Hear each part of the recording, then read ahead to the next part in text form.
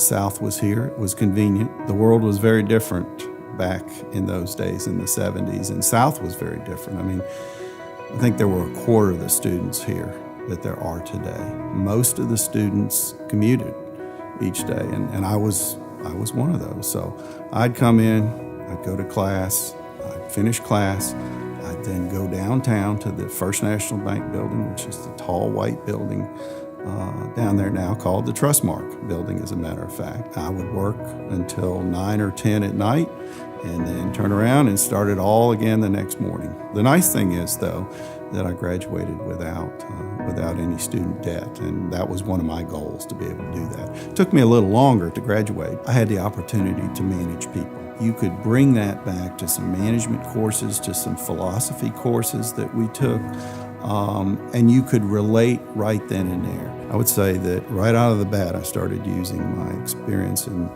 skill sets and knowledge. In a position at the First National Bank of Mobile, I began trading Fed funds on a daily basis, and did that in the early 80s. And if you recall, it was one of the most volatile times for interest rates in that period of time, and I was thrown right into the mix. So what I'd learned here was very helpful. And I still use my experience and knowledge from South today in my role on the Federal Reserve Bank of Atlanta as a director. So again, from the very beginning to even current day, I've found my experience and knowledge and skill sets that were developed here to be very helpful.